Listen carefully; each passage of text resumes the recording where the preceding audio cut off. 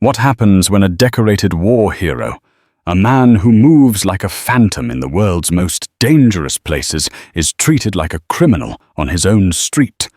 When two cops pull over a young black family in a quiet, sun-drenched suburb, they think they have all the power. They see a successful doctor, a 7-year-old boy in the back seat, and a man they can easily intimidate. What they don't see is the chilling calm in the driver's eyes. They don't know that the man they're about to brutalize is a lieutenant colonel in the US Army's most elite and secret unit, Delta Force. And they have absolutely no idea they just triggered a silent alarm that will bring their entire world crashing down. The North Carolina sun had a syrupy quality in late August, thick and warm, as it poured over the manicured lawns of Sherwood Estates. It was a neighborhood of hushed ambition, of 2-story colonials and meticulously trimmed hedges that seemed to stand at attention. For Lieutenant Colonel Marcus Thorne, the oppressive quiet was a welcome change. Here the loudest sound was the cheerful shriek of his 7-year-old son, Leo, chasing a soccer ball across their new backyard. To the world and even to his own family, Marcus was a logistics consultant for the Department of Defense. It was a deliberately vague title, a beige curtain that hid a world of sharp, lethal edges. The title explained the sudden weeks-long business trips, the hardened calluses on his hands, and the unsettling stillness he could command at a moment's notice. It explained the Pelican case in his home office, a black block of polymer and steel locked with a combination he had never shared. Inside beneath layers of foam wasn't logistical paperwork. It was the sanitized gear of his other life, a life where his name was a ghost, and his work was the silent, violent enforcement of American foreign policy in places that didn't officially exist. His real rank was Lieutenant Colonel. His unit was the 1st Special Forces Operational Detachment Delta, more commonly known as Delta Force. His last trip wasn't to a logistics conference in Germany. It was a 3-week manhunt in the jagged mountains of the Hindu Kush. He had returned 2 weeks ago, trading the weight of his rifle for the weight of his son in his arms. The arid dust of some forgotten valley for the smell of freshly cut grass. He was on a generous leave, a block of time granted after a particularly demanding operation. This was his decompression period. The goal was to shed the skin of, ghost his call sign, and become just Marcus again. Husband to Dr. Lena Thorne. Father to Leo. Lena was the anchor of his world, a brilliant pediatrician whose empathy was as profound as his discipline. She saw the tension he carried in his shoulders and worked it out with gentle hands and softer words, never pushing for details he couldn't give. She believed his cover story, though a part of her sensed the weight of it was heavier than he let on. She attributed his occasional nightmares and hypervigilance to the stress of military bureaucracy, a world she imagined was full of its own kind of conflict. "Daddy, watch!" Leo yelled, kicking the ball with all his might.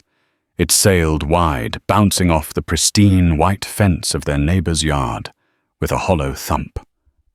Marcus saw the curtain in the neighbor's window twitch. It was the 3rd time this week. The Thornes were the first black family on this particular street in Sherwood Estates. Their arrival had been met with a veneer of polite curiosity that felt as thin as ice on a winter pond. There were hesitant waves, tight-lipped smiles, but a persistent, unnerving distance. The moving truck had barely been there an hour before a private security car, hired by the Homeowners Association, had done a slow, deliberate crawl past their driveway. "Good kick, champ. A little more to the left next time." Marcus called out his voice, a calm baritone. He walked to the fence to retrieve the ball, giving a friendly nod toward the window. The curtain fell back into place without acknowledgement. Later that evening, the tension was a quiet hum beneath the domestic symphony of their lives. Lena was plating dinner, her medical journals spread on the kitchen island next to a bowl of salad. Leo was explaining the intricate social hierarchy of the Avengers to his father. So Thor is a god, but he's also a prince, Leo said, his brow furrowed with the gravity of it all. And Captain America is the boss, but Iron Man is smarter. It's complicated. Marcus nodded seriously. Leadership isn't always about being the smartest or the strongest, Leo. It's about knowing how to make the team work together. Lena smiled, catching his eye. Sounds like you're talking about your logistics team. Something like that. Marcus said, his face unreadable. The move to this house, this neighborhood, was supposed to be a step up. It was for the schools, the safety, the promise of a peaceful life to counterbalance the chaos of his hidden one. But as he sat there listening to his son and watching his wife, he couldn't shake the feeling of being an intruder. The cold stares from neighbors felt like a different kind of surveillance, a social hostility that was, in its own way, as unsettling as a sniper's scope. A few days earlier, while jogging, a woman had stopped her car to ask if he was lost. He wore a Duke University sweatshirt and a pair of expensive running shoes, yet her immediate assumption was that he didn't belong. He had merely smiled, pointed to his house, and said, "Just getting to know the neighborhood." Her surprise had been genuine, followed by a flicker of embarrassment, but the initial sting of the encounter lingered. That night, after Leo was asleep, Lena brought it up. "Are you happy here, Marcus?" she asked, her voice soft. They were on the back porch, the sky a deep, starless indigo. "I'm with you and Leo," he answered, which was his honest truth. "That's all that matters. This place, it's just a location. We'll make it a home." "The Stantons next door haven't said a word to us," she said, naming the family with the twitching curtain. "And Mrs. Gable from across the street asked me if I was the new housekeeper." Marcus felt a familiar cold anger begin to coil in his gut. It was a rage he was expertly trained to control, to channel, to weaponize. But this was different. There was no enemy to neutralize, no objective to secure. It was an amorphous poison in the air, and his training offered no defense against it. He could survive a firefight, but he couldn't dismantle a neighbor's prejudice with a single precise action. He took Lena's hand. "Their ignorance is their problem, not ours. We're not here for them. We're here for us." He squeezed her hand, a silent promise to protect this little world he had built. He had faced down warlords and terrorists to keep this sanctuary safe. He refused to believe the greatest threat to his family's peace would come from the very place they were supposed to call home. But the quiet of Sherwood Estates was deceptive. It wasn't peace. It was the held breath before a plunge. And the coiled anger inside Marcus, the professional calm he wore like a second skin, was about to be tested not by a foreign enemy, but by a domestic one, cruising the placid streets in a patrol car, looking for a problem to solve. Friday night was family night. It was a sacred tradition for the Thorns, a time to reconnect after a long week of work and school. They had chosen a well-regarded Italian restaurant in downtown Charlotte, a 20-minute drive from the sterile perfection of Sherwood Estates. The dinner was filled with laughter. Leo, high on sugar from his tiramisu, reenacted a scene from his favorite cartoon, using breadsticks as swords. Lena and Marcus watched him, their faces glowing in the candlelight, a perfect portrait of familial bliss. The drive home was quiet and contented. Leo had finally succumbed to the sugar crash, asleep in his car seat in the back. Lena had her hand resting on Marcus's thigh, humming softly to a song on the radio. Marcus drove their new Volvo XC90, a vehicle chosen for its 5-star safety rating, not its flashiness. It was a portrait of unassuming suburban success. As they turned off the main highway and onto the tree-lined road that led to their neighborhood, a sudden flash of red and blue filled the rear-view mirror, painting the inside of the car in strobing, anxious light. "What's this about?" Lena asked, sitting up straight, her hand retreating. Marcus glanced at the mirror. A police cruiser was tight on his bumper. He checked his speed exactly 35 miles per hour, the posted limit. His seatbelt was on. He'd used his turn signal. There was no reason. He signaled again and pulled the Volvo smoothly onto the paved shoulder of the road, coming to a complete stop under a streetlight. He turned on the interior dome light, placed both hands on top of the steering wheel at the 10 and 2 position, and waited. It was a procedure he followed with the precision of disarming a bomb. Assume nothing. Comply visibly. De-escalate. 2 officers emerged from the patrol car. The driver was a stocky, middle-aged man with a weathered face and a slight paunch that pushed against his duty belt. His movements were slow, deliberate, heavy with an air of practiced authority. The passenger was younger, leaner, with a nervous energy that vibrated off him. The older officer, whose name tag read Miller, approached the driver's side window. The younger one, Russo, lingered near the passenger side, his hand resting near his sidearm. Marcus lowered his window completely. "Good evening, officer. Is there a problem?" His voice was even devoid of any emotion, save for polite inquiry. Officer Miller shined a blindingly bright flashlight into the car, panning it over Marcus, then Lena, then lingering on Leo asleep in the back. The beam felt like a physical intrusion.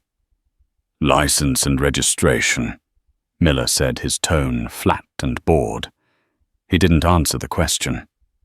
"Of course," Marcus replied. He began to move his right hand slowly toward his back pocket for his wallet. Whoa, hold on there," Miller said sharply, tensing up. "Tell me what you're doing first." This was the first test, a classic power play. Marcus paused, his hand in mid-air. "I'm reaching for my wallet, which is in my back right pocket, to get you my license, officer." "All right, do it slowly," Miller commanded. Lena watched her heart beginning to pound. This was different from the neighbor's cold shoulders. This felt dangerous. She could feel the baseless suspicion radiating from the officer. Marcus retrieved his wallet and the registration from the glove box with the same measured, deliberate slowness. He handed them over. Miller snatched them and examined the driver's license under his flashlight beam. "Marcus Thorne," Miller read aloud, mispronouncing the last name as Thorne-E. He looked from the photo to Marcus's face. "Address says Sherwood Estates. You live out here?" The question was laced with disbelief. "Yes, we do," Lena answered from the passenger seat, her voice tight. "We just moved in." Miller ignored her, his eyes still locked on Marcus. "Your right taillight is out, Mr. Thorne." Marcus knew for a fact it wasn't. He had done a full systems check on the car just that morning, a habit ingrained from years of needing to trust his equipment with his life. This was a pretext, a fishing stop. "I wasn't aware of that, officer. I'll be sure to get it checked out first thing in the morning," Marcus said, keeping his tone cooperative. Miller wasn't interested in cooperation. He was interested in control. He walked to the back of the Volvo, tapped the taillight, and returned to the window. "Smells like marijuana in this vehicle." A lie. A blatant textbook lie. The car smelled of leather, Lena's perfume, and the faint, sweet scent of Italian food. Lena gasped, her mind racing. "Officer, that's impossible. We were just at dinner with our son." "Ma'am, I'm not talking to you." Miller snapped his gaze, hardening. He turned back to Marcus. "I'm going to need you to step out of the vehicle, sir." Marcus's mind, a machine built for threat assessment, went into overdrive. The situation was escalating along a predictable, ugly path. His objective was no longer to simply end the encounter. It was to survive it, without compromising his true identity, and without giving this officer the violent confrontation he seemed to crave. He had to protect Lena and Leo. "I don't consent to any searches of my vehicle," Marcus stated clearly and calmly. "Am I being detained, or am I free to go?" The use of legally precise language seemed to infuriate Miller. It was a challenge to his street-level authority. "You're being detained," Miller growled. "Now get out of the damn car before I pull you out." From the other side of the car, Russo shifted his weight. "Frank, let's just write the ticket for the light and call it a night," he said, his voice low and uncertain. "You do your job, I'll do mine." Miller shot back without looking at him. Marcus made a split-second calculation. Resisting the order to exit the vehicle, even if the order was unlawful, would only lead to a violent physical extraction. That would traumatize his family and give the officer the excuse he needed. The best tactical move was to comply. He looked at Lena, a silent communication passing between them. "Stay calm. Record this." Lena, intelligent and quick-witted, understood immediately. She subtly repositioned her phone on her lap, making sure the camera was aimed through the space between the front seats. She pressed record. "Okay, officer." Marcus said, his voice a mask of placidity. "I am stepping out of the car now." He opened the door slowly and stepped onto the shoulder of the road, his hands visible at all times. He stood a 6'2" man of coiled muscle and bone, yet he made himself appear non-threatening. His posture open, his shoulders relaxed. Miller crowded him immediately, getting into his personal space. "Put your hands on the roof of the car, now!" As Marcus turned to comply, Miller made his move. He shoved Marcus hard from behind.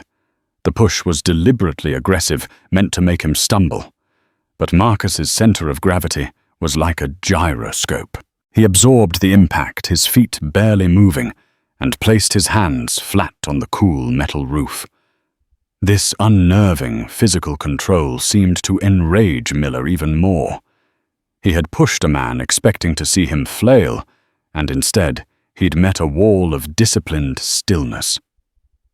"You think you're some kind of tough guy?" Miller snarled, his voice low and menacing. He kicked Marcus's feet apart, forcing him into a wider, more unbalanced stance. Inside the car, Lena held her breath, her thumb holding down the record button on her phone. In the back seat, Leo stirred, awakened by the aggressive voices. He let out a sleepy, confused whimper. The sound of his son's distress was a physical blow to Marcus. The cold, controlled part of his brain. The Delta operator screamed at him to neutralize the threat. He could break Miller's wrist in a half-second, disarm him in two, and have Russo on the ground before he could even process what was happening. 3 swift, brutal movements. But the father in him, the husband, held the operator in a chokehold. Fighting back would get him killed. It would leave his son to watch his father die on the side of a dark road. His only weapon now was absolute, unyielding restraint. He was no longer Marcus Thorne, logistics consultant. He was no longer Ghost, the operator. He was a black man in America, pulled over by a cop with an agenda. And in this situation, his training, his skills, his entire lethal existence were not a resource. They were a liability he had to suppress at all costs. The cool night air was sharp against Marcus's cheek, pressed against the roof of the Volvo. He could feel the vibrations of the engine, the slight tremor in his own hands, not from fear, but from the monumental effort of reining in a lifetime of lethal instinct. Every fiber of his being was a compressed spring, and Officer Frank Miller was stomping on it with steel-toed boots. "I asked you a question." Miller grunted, his voice thick with saliva and contempt. He frisked Marcus with humiliating roughness, his hands slapping and grabbing, searching for a weapon that wasn't there for a reaction he could use as justification. He found only a wallet and a set of keys. "I'm not a tough guy, officer," Marcus said, his voice muffled by the car's roof. "I'm a husband and a father trying to get his family home safely." "Is that so?" Miller sneered. "Driving a fancy car like this in a neighborhood you don't belong in. I know your type. Think you're above the law." It was the classic toxic script. The words were meant to provoke, to strip him of his dignity and humanity, to reduce him to a stereotype Miller could comfortably despise. Marcus remained silent. He focused on his breathing, a technique he'd mastered to stay calm, while bullets whizzed past his head. In through the nose for 4 counts, hold for 7, out through the mouth for 8. It centered him, pulling him back from the precipice of rage. In the car, Lena's phone was a silent, steady witness. The lens captured the scene with damning clarity. Miller's aggressive posture, Marcus's compliant stance. Leo was fully awake now, his small face streaked with tears as he watched the terrifying tableau unfold. "Mummy, what's that policeman doing to Daddy?" He whispered, his voice trembling. "It's okay, sweetie," Lena whispered back, her own voice cracking.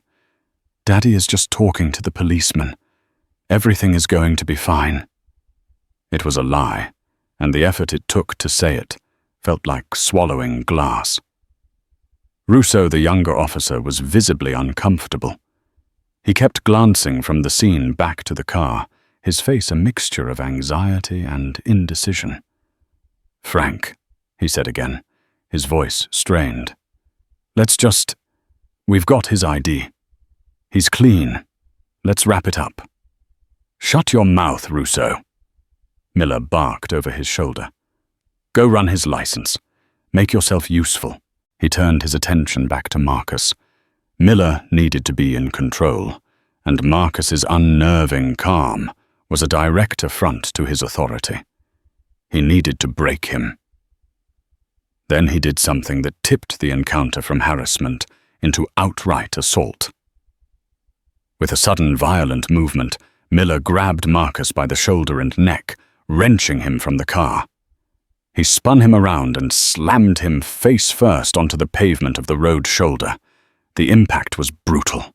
The sharp gravel bit into Marcus's cheek and forehead. A starburst of pain exploded behind his eyes. "Stop!" Lena screamed, her voice tearing through the night. She fumbled with the door handle, but Russo, startled into action, moved to block her. "Ma'am, stay in the vehicle. For your own safety, stay in the car," Russo yelled, his voice cracking with panic. On the ground, Marcus's training took over. He instinctively positioned his body to absorb the fall, protecting his vital organs. But he didn't fight back. He kept his hands spread wide, showing they were empty. "I am not resisting," he managed to say, his voice gritty with dirt and pain. This declaration of non-resistance was like fuel on the fire of Miller's rage. He saw it not as compliance, but as mockery. In his twisted view, this black man was using the rules against him. Miller dropped his full body weight onto Marcus, driving his knee hard into the space between his shoulder blades, pressing his face into the asphalt. "You'll stop resisting when I say you're done resisting," he yelled, the veins in his neck bulging. Pain, sharp and blinding, shot through Marcus's back and neck. He could feel the pressure on his spine, the restriction in his chest, making it difficult to breathe. This was the moment, the precipice, the point of no return. The warrior inside him, the man known as Ghost, roared to life. He saw the world in a crimson haze. He could feel the exact spot on Miller's knee to apply pressure that would shatter the joint. He could trap the officer's leg, and gain a dominant position in a fraction of a second. The rage was a physical thing, a living entity clawing its way up his throat. But then another sound cut through the red mist, the terrified, high-pitched cry of his son from inside the car. "Daddy!" Leo's voice was a lifeline, pulling him back from the abyss. He couldn't do it. He couldn't unleash that violence, not here, not in front of his son. If he fought back, Miller would have the legal pretext he needed. A struggle would ensue. A weapon would be drawn, and the story would end with a grieving widow and a child who saw his father killed. His mission objective changed. It was no longer about survival. It was about endurance. He went limp, offering no resistance at all. He focused every ounce of his discipline on one thing: staying conscious. He forced the air into his compressed lungs, fighting the panic and the pain. His internal monologue was a frantic loop. Don't pass out. Don't give him that satisfaction. Protect your family. Endure. Lena's phone was still recording the microphone, picking up everything. Miller's grunts, Marcus's strained breathing, Leo's desperate sobs, and her own choked pleas. "Please stop. You're hurting him. He's not doing anything." Russo, seeing his partner put a knee on a compliant man's back, finally found a sliver of courage. "Frank, for God's sake, get off him. The camera's on," he yelled, pointing to the flashing light on their patrol car's dashboard. Miller seemed to register this for the first time. The presence of the official camera, more than the pleas of a wife or the cries of a child, seemed to penetrate his rage. He eased the pressure slightly. "Subject is resisting arrest," he grunted, creating the audio record he thought would save him. He cuffed Marcus's hands behind his back with painful tightness, the metal teeth of the cuffs biting deep into his wrists. He hauled him to his feet. Marcus's face was a mess of scrapes and blood. His cheek was already starting to swell, but his eyes, when he looked at Miller, were eerily calm. It was not the look of a defeated man. It was the look of a predator memorizing its prey. He clocked the badge number 752. He noted the small scar above Miller's right eyebrow. He observed the way Russo couldn't meet his gaze. He was gathering intelligence. "What are the charges?" Marcus asked, his voice raspy. "Resisting arrest, and I'm adding assaulting an officer," Miller said, inventing a crime to cover his own. "You tried to shove me." It was a lie so audacious it was almost breathtaking. They forced him into the back of the patrol car, the cage separating him from the front seat, a bitter irony. He was a man who had liberated hostages, and now he was a prisoner. Miller walked over to Lena, who was now openly weeping. "We're impounding the vehicle. It's part of a crime scene," he said with callous satisfaction. "You'll have to call someone to pick you and the boy up." He offered no help, no comfort, no humanity. He and Russo got back in their cruiser, leaving a terrified mother and a traumatized child stranded on the side of a dark road, watching as the taillights, both of which were working perfectly, disappeared into the night, taking their husband and father with them. The cold, sterile environment of the Mecklenburg County holding cell was a stark contrast to the warmth of his home. The air was thick with the smell of disinfectant and despair. Marcus sat on the edge of a concrete bench, the raw scrapes on his face burning under the harsh fluorescent lights. They had taken his belt and shoelaces standard procedure, but the indignity felt profound. He had been processed with a mixture of bureaucratic indifference and low-grade menace. His mugshot was taken, his fingerprints were scanned.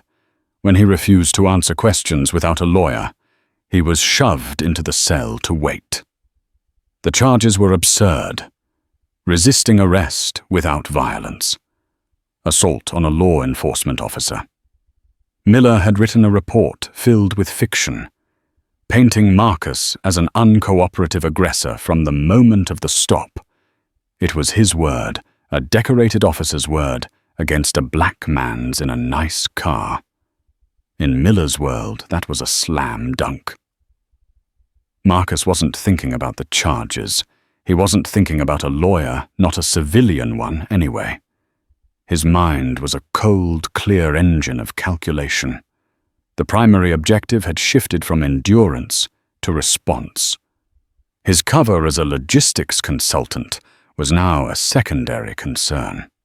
The primary concern was the egregious, unlawful assault on a commissioned officer of the United States Army Special Operations Command and the direct threat that encounter posed to national security. Officer Miller, in his arrogant rage, had no idea what he had done. He hadn't just assaulted a citizen. He had unwittingly poked a sleeping giant. The information in Marcus's head, the data on his personal phone, which they had thankfully not yet demanded he unlock the contents of the Pelican case in his study. If this had escalated to a house search, the compromise would have been catastrophic. Active operations networks of informants, names of fellow operators, all could have been jeopardized by a corrupt local cop on a power trip.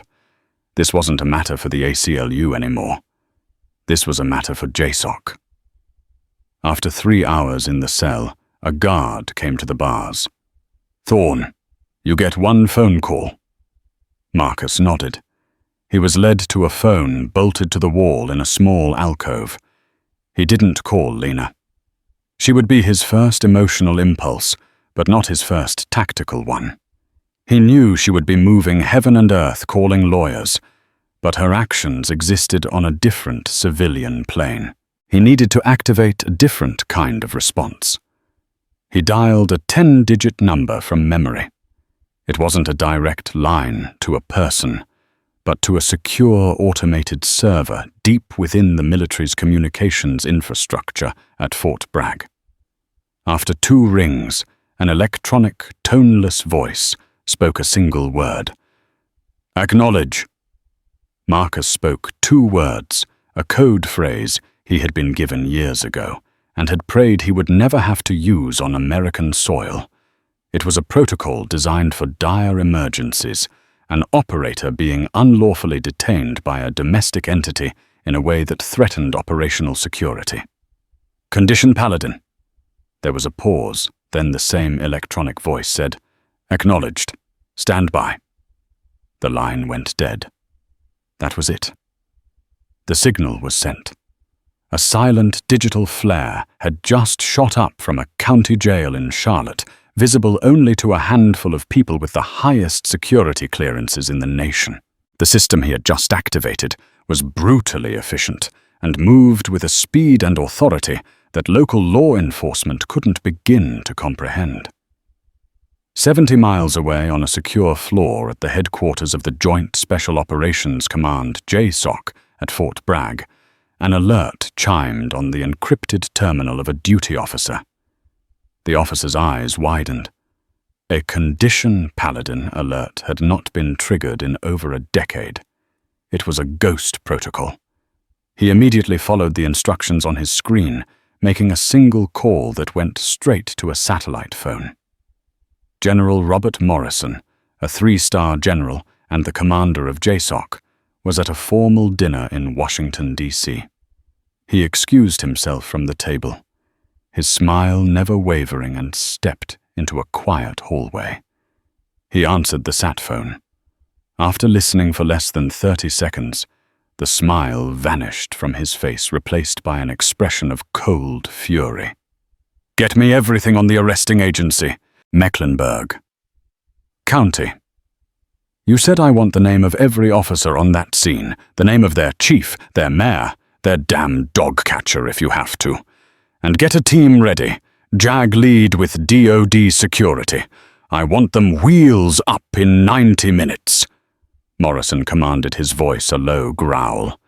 And get Lieutenant Colonel Thorne out of there. I don't care what you have to do. Call the Attorney General if you must. This ends now. General Morrison looked upon his elite operators as his sons. They were the nation's most precious and lethal assets. The idea that one of them, a man who had survived hell on earth for his country, had been brutalized and arrested on a bogus charge by some local cop was an insult of the highest order. But more than that, it was a security breach. A Paladin call meant the operator believed the situation was an active threat to the integrity of the command. Back in Charlotte, Lena had gotten herself and Leo home thanks to a friend from the hospital. Her house felt empty and violated. Leo was finally asleep, but his slumber was fitful, punctuated by small whimpers. Lena had been on the phone for hours. She had called the best civil rights attorney in Charlotte, a man named David Chen, who had a reputation for fighting the police department and winning.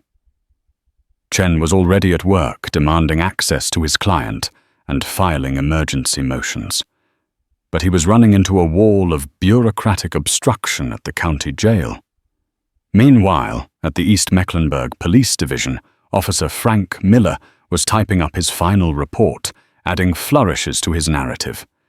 He described Marcus as verbally non-compliant and physically menacing. He wrote that Marcus had tensed up and shoved back, against him prompting the takedown maneuver. It was a work of self-serving fiction, but one he was confident would hold up. He and Russo were heroes who had subdued a potential threat. He was already looking forward to the overtime pay for the court appearance. His boss, Police Chief Daniel Breyer, a man who valued loyalty and control over accountability, had already been briefed and had assured Miller the department would back him 100%. They were all blissfully unaware of the storm that was gathering. They couldn't feel the seismic shift that Marcus's two-word phone call had initiated. They operated in a world of local ordinances and police union protections. They were about to collide with a world of federal statutes, national security directives, and a military command that had the power to make their entire department disappear with a few quiet phone calls. The wheels of a far greater justice were beginning to turn silent and invisible, and they were about to grind Officer Miller, Chief Breyer, and their corrupt little world into dust. The first sign that the world had tilted on its axis came at 4:17 a.m. The phone on the wall of the booking sergeant's desk at the Mecklenburg County Jail rang. It wasn't an internal call. The sergeant, a portly man named Henderson, answered with his usual gruffness. "County lockup." The voice on the other end was crisp, cold, and utterly devoid of pleasantries. "This is the United States Department of Justice.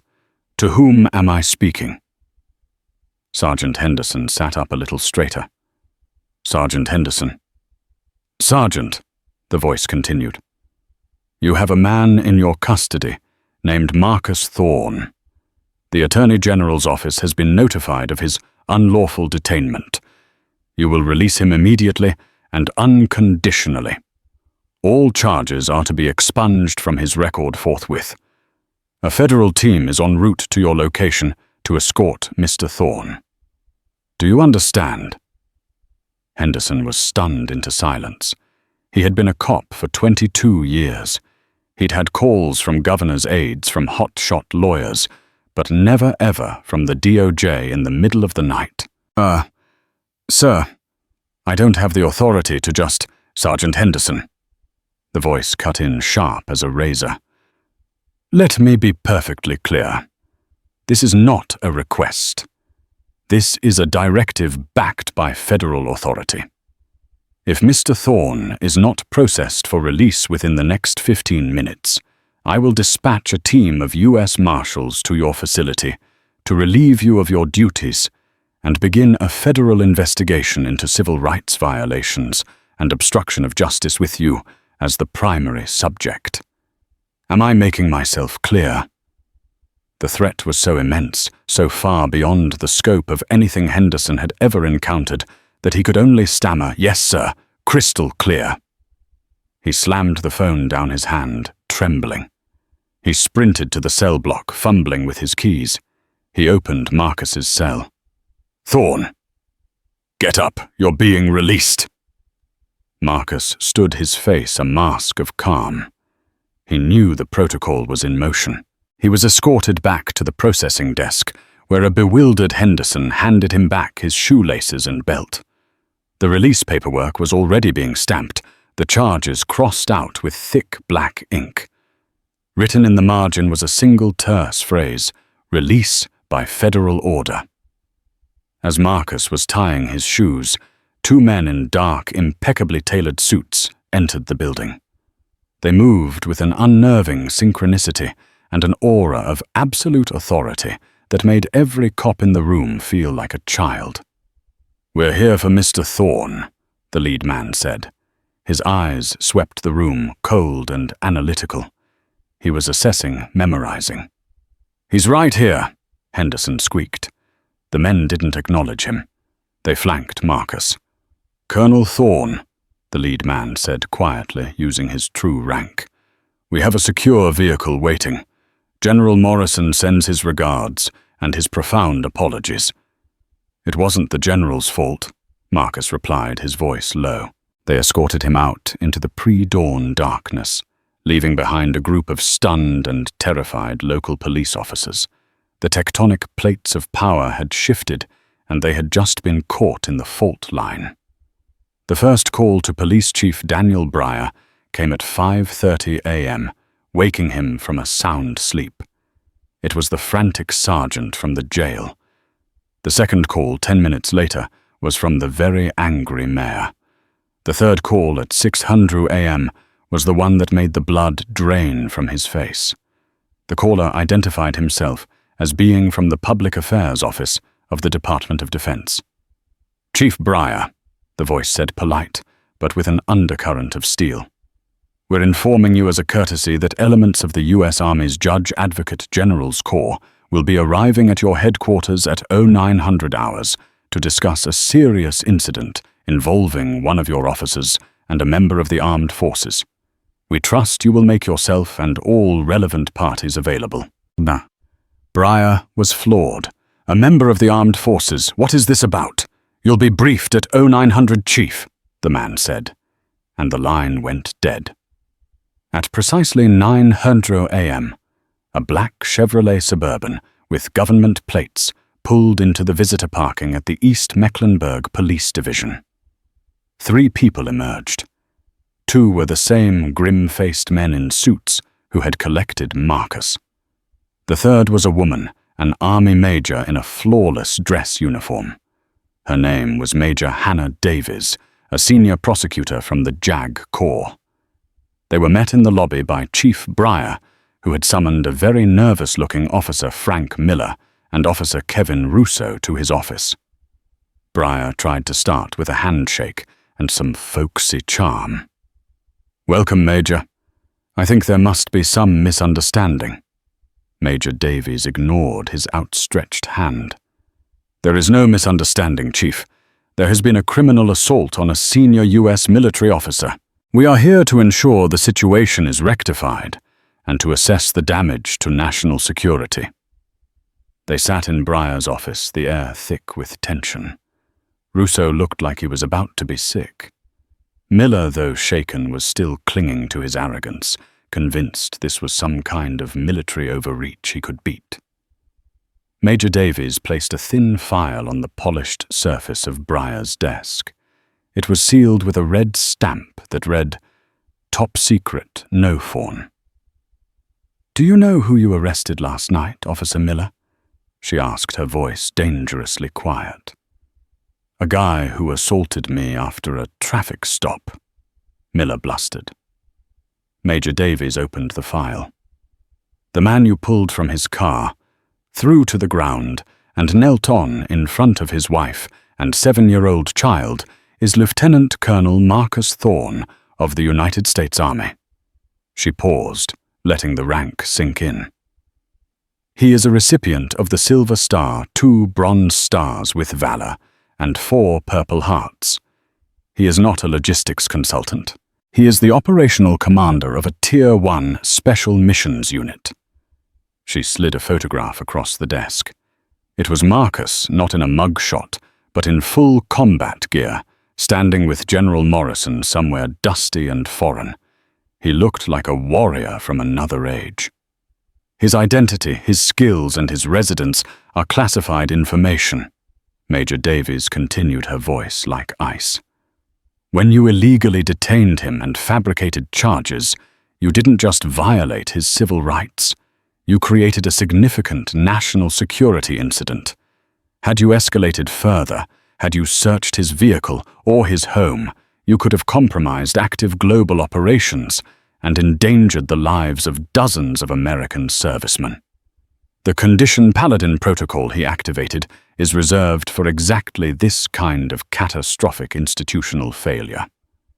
Chief Breyer stared at the file, his face ashen. He was no longer a police chief in control of his precinct. He was a civilian who had allowed one of his men to assault one of the nation's most elite soldiers. Russo looked like he was going to faint. He finally understood the unnerving calm Marcus had displayed. It wasn't arrogance.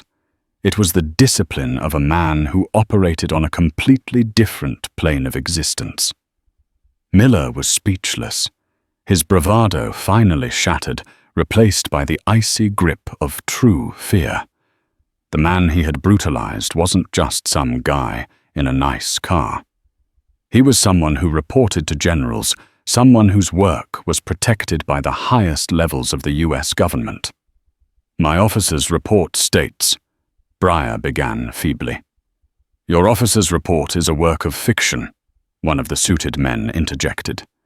His name was Arthur Vance, a senior investigator for the DoD. We have the unedited body camera footage. We also have a crystal-clear video taken by Dr. Thorne, the colonel's wife. We have satellite imagery of your patrol car's position. We have everything. He paused, and by the end of the day, so will every major news outlet in the country. That was the final blow. It wasn't just an internal military matter. They were going to burn the whole house down. Major Davies leaned forward. So here is what is going to happen. Officer Miller and Officer Russo will be suspended immediately pending termination. You will issue a public apology to Colonel Thorne and his family, and you, Chief Breyer, will tender your resignation effective immediately. In return, the Department of Defense might choose not to pursue federal charges against you and your officers for the assault and subsequent conspiracy to file a false report. The Department of Justice, however. She trailed off, letting the implication hang in the air. Their investigation into your department's pattern and practice of civil rights violations is just beginning. The air went out of the room. It was a total, unconditional surrender. They had come with a sledgehammer to crack a nut, and the entire shell of the East Mecklenburg Police Division had just been pulverized. Miller looked at his chief for help, but Breyer wouldn't meet his eyes. His career, his reputation, everything was gone. The hard karma he had so casually dispensed on the side of the road last night had just returned to him 1,000-fold. The fallout was not a storm. It was a nuclear winter for the East Mecklenburg Police Division and everyone involved in the assault on the Thorne family. The machine that Marcus had set in motion with 2 words was as relentless as it was thorough. The first domino to fall was the media. As Arthur Vance had promised, the videos were leaked. An anonymous source provided 2 clips to a national news network and a prominent online investigative journalism outlet. The first was Lena's cell phone video, shaky but clear. It captured the raw terror of the moment.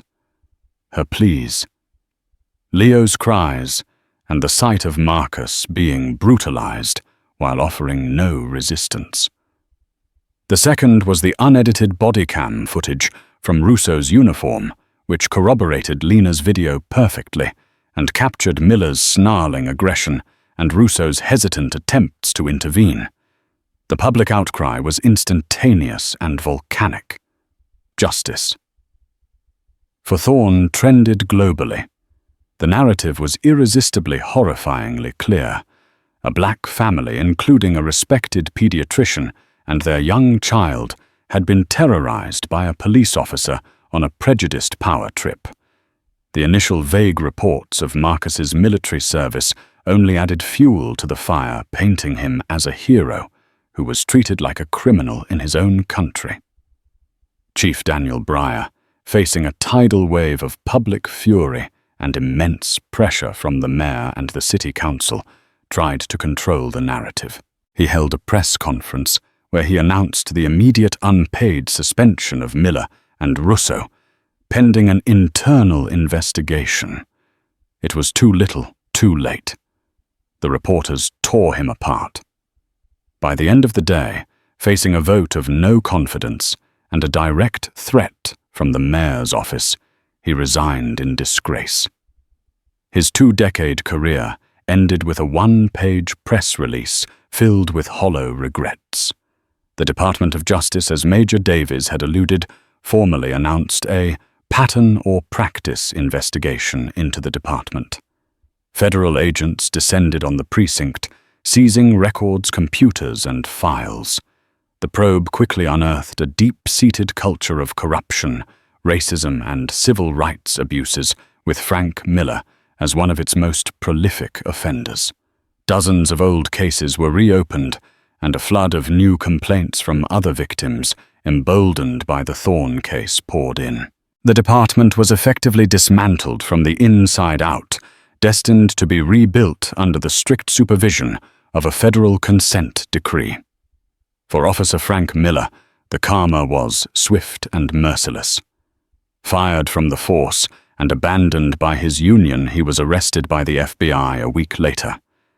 The local DA, under immense pressure and with federal prosecutors breathing down his neck, charged him with multiple felonies: assault under color of law, perjury for his falsified report, and official misconduct.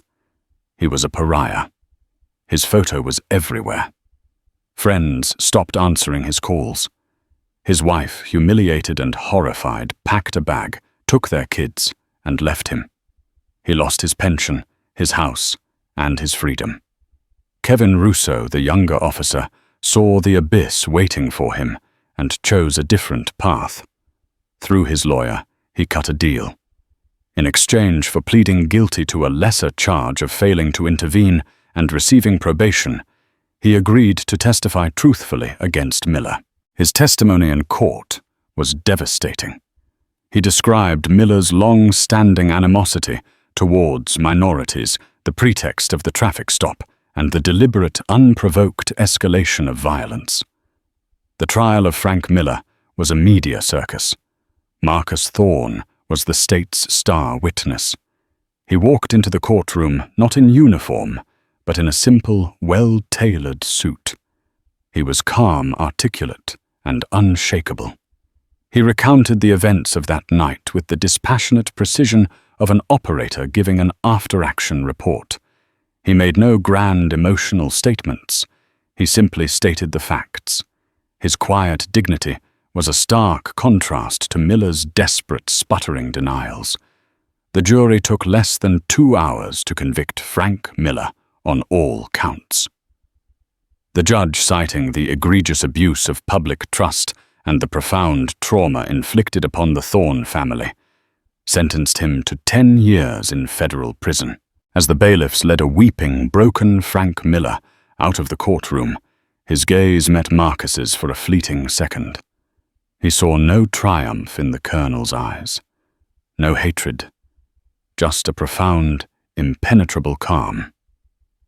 The absence of emotion was for Miller the most damning judgment of all. The city of Charlotte, facing a massive civil lawsuit, moved quickly to settle with the Thorne family. They offered a record-breaking multi-million-dollar settlement. Marcus and Lena accepted, but on one condition: a significant portion of the money was to be used to establish a new independent police accountability commission in the city, along with a fund to provide legal aid to other victims of police misconduct. In the months that followed, the Thornes began to heal. Leo received therapy to help him process the trauma, his nightmares slowly fading. He no longer saw monsters in police uniforms, but he now understood with a child's simple clarity that his father was a real-life superhero, not because he was strong, but because he had been brave enough not to fight. Lena, propelled by a newfound sense of purpose, became a powerful advocate for police reform. Dr. Lena Thorne, the respected pediatrician, used her platform to speak at conferences and legislative hearings, her voice carrying the weight of experience and the clarity of her convictions. Marcus's life also changed. While his identity as a Delta Force operator remained a closely guarded secret, General Morrison and the DoD found a new vital role for him. He was tasked with developing and implementing new training protocols for military personnel on how to handle interactions with civilian law enforcement. He traveled to bases across the country, teaching soldiers, sailors, and airmen the principles of de-escalation, legal rights, and the very paladin protocol that had saved him. He was turning his traumatic experience into a shield for his brothers and sisters in arms. One crisp autumn evening, months after the storm had passed, Marcus and Lena were sitting on their back porch. The trees of Sherwood Estates were ablaze with red and gold. The air was clean. Their new neighbors on either side, the Stantons, had moved out a month after the story broke, had brought them a welcome basket, and had become fast friends. "Do you ever think about him?" Lena asked quietly, her head resting on his shoulder. "Miller." Marcus looked out at the yard where Leo was once again kicking a soccer ball. He was laughing this time. "I don't think about him," Marcus said, his voice firm and clear. "I think about what he represented, a broken system, an abuse of power. We didn't just beat a man, Lena. We fought the system, and we won." He had faced down the worst of humanity in the darkest corners of the world. But his hardest battle had been fought on a quiet suburban street, armed with nothing but restraint. It was a victory that brought no medals, no parades, but it was the one that mattered most. It had secured the peace of his home, healed his family, and reforged their trauma into a powerful force for justice. The quiet of Sherwood Estates was no longer unsettling. It was earned. It was finally peace. The story of Lieutenant Colonel Marcus Thorne is a powerful testament to the fact that the strongest weapon isn't always a rifle. Sometimes it's restraint. It's a stark reminder that injustice can find you anywhere, even on the quiet street you call home. But it's also a story of hope, a story about how one family's courage, when met with a silent network of honor and power, could bring a corrupt system to its knees and forge real lasting change. The hard karma that found Officer Miller wasn't magic. It was a consequence of messing with a man who was part of a brotherhood that leaves no one behind. If this story moved you, if it sparked outrage or a sense of profound justice, please help us amplify it. Hit that like button to show your support. Share this video with your friends and family. And most importantly, subscribe to the channel for more unforgettable, true-to-life stories of karma and accountability. And drop a comment below. What part of this story hit you the hardest? Your engagement is what allows us to keep telling these vital stories. Thank you for listening.